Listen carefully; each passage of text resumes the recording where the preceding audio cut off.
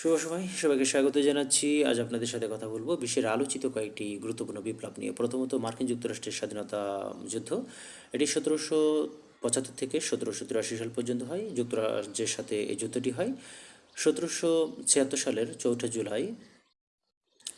Thomas Jefferson তিনি মার্কিন যুক্তরাষ্ট্রের স্বাধীনতা ঘোষণা করেন। এই স্বাধীনতা যুদ্ধের নেতা ছিলেন জর্জ ওয়াশিংটন।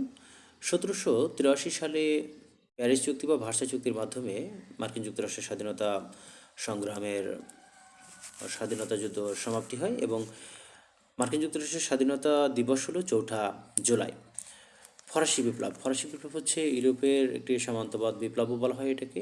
ফরাসি বিপ্লবের শুরু হয়েছিল মূলত ইউরোপের ধনিক শ্রেণীদের দ্বারা এবং এখানে শ্রমিক শ্রেণী তাদের সহযোগিতা করেছিল এবং 1789 সালে 14 জুলাই ফ্রান্সের যে বাস্তিল দুর্গ আছে সেই বাস্তিল দুর্গের পতনের মধ্য দিয়ে মূলত ফরাসি বিপ্লবের সূচনা হয়। ফরাসি বিপ্লবের সূচনার পরে সতেরোশো তিরানব্বই সালে রাজা ষোলশ রুই তখন ক্ষমতায় ছিল, তাকে গিলোটিনে শিরচ্ছেদ করা হয়। এরপরে 1799 সালে নেপোলিয়ান ক্ষমতা গ্রহণের মাধ্যমে ফরাসি বিপ্লবের সমাপ্ত হয়।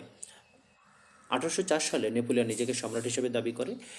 এখানে বলে রাখা ভালো, ইউরোপের প্রথম বা পৃথিবীতে প্রথম ধনিক শ্রেণীদের দ্বারা সংগঠিত হয়েছিল যে বিপ্লব সেটি হলো ফরাসি বিপ্লব। ফরাসি বিপ্লব সম্পর্কিত আরও কিছু গুরুত্বপূর্ণ তথ্য। বাস্তিল দুর্গ ফ্রান্সের প্যারিসে অবস্থিত একটি জেলখানা। এটিকে বলা হয় ফ্রান্সের রাজতন্ত্রের প্রতীক, এই বাস্তিল দুর্গ। বাস এই ফরাসি বিপ্লবের স্লোগান ছিল স্বাধীনতা, সাম্য, ভ্রাতৃত্ব। ফরাসি বিপ্লবের এই যে স্লোগানটা দিয়েছিলেন এটি জ্যাক রুশোর একটি বিখ্যাত। ফরাসি বিপ্লবকে উদ্দীপ্ত করেছিল যে সকল সাহিত্যিক, তাদের মধ্যে অন্যতম জ্যাক রুশো, ভলতেয়ার, মন্টেস্কো। ফরাসি বিপ্লবের নেতা ছিলেন রোবস্পিয়ার এবং ফরাসি বিপ্লবের সময় ফরাসি বিপ্লবের শিশু বলা হয় নেপোলিয়ানকে। ফরাসি বিপ্লবে যে গুরুত্বপূর্ণ কয়েকটি সাহিত্য অনেক বেশি উদ্দীপ্ত করেছিল বিপ্লবীদেরকে, তার মধ্যে দ্য সোশ্যাল কন্ট্রাক্ট, এটা রুশোর সামাজিক চুক্তি রিলেটেড একটি কথা। আর টেল অফ টু সিটিস, এটা হচ্ছে চার্লস ডিকেন্সের। এখানে দুইটা শহরের কথা বলা হচ্ছে, একটা প্যারিস এবং একটি লন্ডন শহরের। আর দ্য স্পিরিট অফ লস, এটা হচ্ছে মন্টেস্কোর লেখা। উল্লেখ্য বলে রাখা ভালো, চার্লস ডিকেন্স এর গুরুত্বপূর্ণ আরও কয়েকটি গ্রন্থ হচ্ছে great expectations, a tale of two cities, David Copperfield and Oliver Twist. এছাড়া তিনি আরও বেশ কয়েকটি গ্রন্থ লিখেছেন, the Pickwick paper, the Christmas carol, bleak house, hard times and little Dorrit. বলে রাখা ভালো, ইউএসএ স্বাধীনতা যুদ্ধের 100 বছর পর ফ্রান্স ইউএসএকে 1886 সালে তারা স্ট্যাচু অফ লিবার্টি উপহার দেন এবং ফরাসি বিপ্লবের শতবর্ষ পূর্তি উপলক্ষে ইউএসও অর্থাৎ মার্কিন যুক্তরাষ্ট্র ফ্রান্সকে আইফেল টাওয়ার উপাধি দেন। আইফেল টাওয়ার সম্পর্কে কিছু গুরুত্বপূর্ণ তথ্য, এটি 1889 সালে এস্টাবলিশ করা হয় প্যারিসের সিন নদীর তীরে। আর এটার নির্মাতা ছিলেন গুস্তাভ আইফেল। এটির উচ্চতা 330 মিটার এবং প্রতীক বা নিদর্শন হচ্ছে ফরাসি বিপ্লব। রুশ বিপ্লব আমরা যদি বলি, ওটা 1917 সালে হয়েছিল। জারতন্ত্র জারতন্ত্রের বা রাজতন্ত্রের পতন হয়েছিল। এখানে ফরাসি বিপ্লবের সময় দ্বিতীয় নিকোলাস ছিলেন প্রধান সে সময়। এরপরে এই ফরাসি বিপ্লব সংগঠিত হয়েছিল মূলত বুর্জোয়া শ্রেণী নয়, এটি মূলত বলশেভিক পার্টি লেনিনের নেতৃত্বে হয়েছিল। এই বিপ্লবটিকে অক্টোবর বিপ্লবও বলা হয়, সমাজতান্ত্রিক বিপ্লবও বলা হয়, কিংবা বলশেভিক বিপ্লবও বলা হয়। সমাজতন্ত্র এস্টাবলিশ হয় 1922 সালে এবং সোভিয়েত ইউনিয়ন তখন গঠিত হয়। আর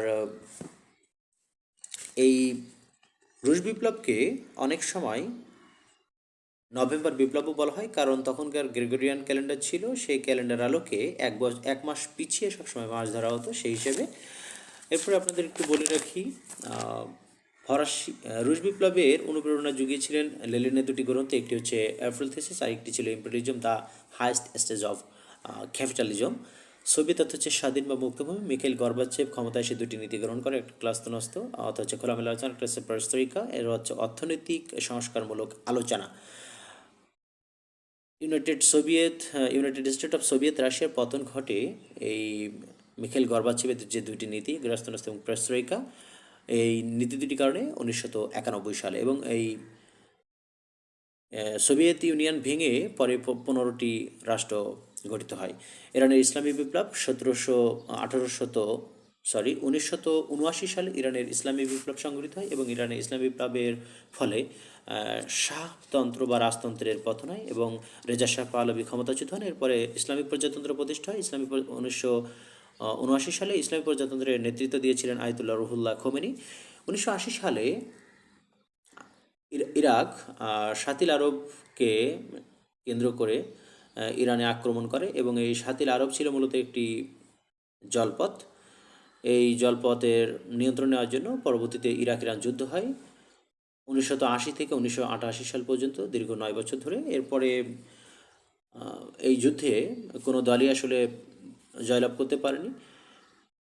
পরবর্তীতে ইরাক কুয়েত দখল করে 1990 সালে। এটি ছিল এখানকার ইতিহাস। উপসাগরীয় যুদ্ধ এটি 1990 থেকে 1991 সাল পর্যন্ত। এখানে পক্ষ ছিল দুটো, একটা ছিল ইরাক, অন্যদিকে পক্ষ ছিল কুয়েত এবং মার্কিন যুক্তরাষ্ট্র। ফলাফল ছিল ইরাকের যুদ্ধে হেরে যায়। আফগানিস্তানের ইসলামী বিপ্লব হয়, এখানেও রাজতন্ত্র বা শাহতন্ত্র ছিল। এইটার শেষ রাজা ছিলেন জহির শাহ। তার পতন ঘটে 1973 সালে এবং 1973 সালে ইসলামী প্রজাতন্ত্র প্রতিষ্ঠা হয়। এখানে দায়িত্ব গ্রহণ করেন দাউদ খান, ইনি প্রথম প্রেসিডেন্ট ছিলেন। আফগানিস্তানে সোভিয়েত ইউনিয়নের সৈন্য আসে 1979 সালে এবং তারা 1989 সালে আফগানিস্তান ত্যাগ করে। 1996 সালে আফগানিস্তানে তালেবান ক্ষমতায় আসে মোল্লা ওমরের নেতৃত্বে এবং তারা 2001 সাল পর্যন্ত ক্ষমতায় ছিল। 2001 সালে মার্কিন যুক্তরাষ্ট্র আফগানিস্তানে হামলা চালিয়ে আফগানিস্তান দখল করে নেয়। আফগানিস্তানের এই হামলার পেছনে দুটি গোয়েন্দা সংস্থা গুরুত্বপূর্ণ ভূমিকা পালন করেছিল। একটা হচ্ছে ইউএসের সিআইএ এবং পাকিস্তানের আইএসআই। সন্ত্রাসবাদের পিতৃভূমি বলা হয় আফগানিস্তান এবং পাকিস্তান সীমান্তকে। এখানে এই যে সন্ত্রাসবাদ তত্ত্বটি, এটি মূলত উদ্ভব হয়েছিল 9/11, যে টুইন টাওয়ারে হামলা হয়েছিল মার্কিন যুক্তরাষ্ট্রে, সেই ঘটনার প্রেক্ষিতে আর কি। ধন্যবাদ সবাইকে।